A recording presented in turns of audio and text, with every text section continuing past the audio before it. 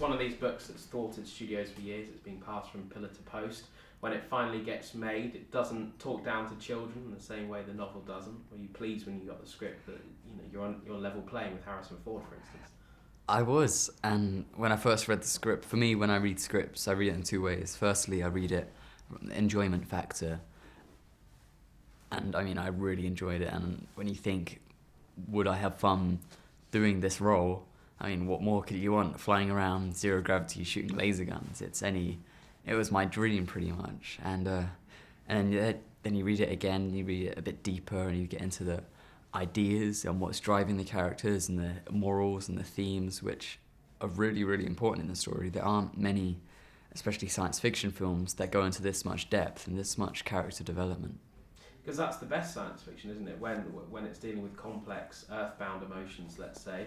But why do you think that science fiction is at its best when it's dealing with these sort of meaty issues? That's a good question. I think, especially in Ender's Game, because it was written 30 years ago, and all of the questions and the themes that were asked in society then, they're relevant in the film. And now when we're reading it now and we're seeing the film now, we can see that all of those questions are still relevant today. I'm sure they'll be relevant 30 years from now. It's sort of a timeless story. You mentioned there sort of the film dealt with such meaty issues. Despite its big budget and the bells and whistles, and you said flying about, shooting laser guns, it's almost got a feel of an independent film, hasn't it? Did it feel intimate on set?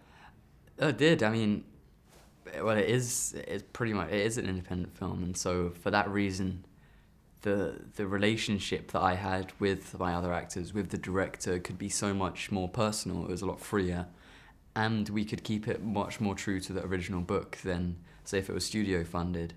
And I think for that reason, the film is what it is.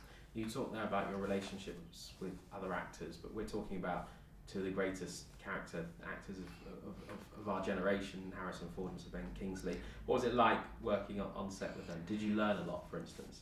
I had the time of my life. I mean, I worked with Sir Ben before, and it was really interesting for me to see how he played two completely different characters, Georges in comparison to Mesa, and watching the little things that he did to change what he did and getting into the character and staying there. And then Harrison, of course, was pretty much my idol when I was a little kid, and I was a bit nervous for meeting him, as anyone would be. But once you get to know him, he's so kind and he makes you feel so comfortable where you are. And I think he really brought the best of us young actors. He brought the best out of us. It's a massive universe, lots of books. Obviously, you're hoping there'll be at least a sequel. I'd hope so. I mean, we're here and we want to give this film all of our attention and all of our love that it deserves. And if the audience loves it, then I've got my fingers crossed that I'll be able to do it again, because I would love to. It's a pleasure. Thank you. Thank you.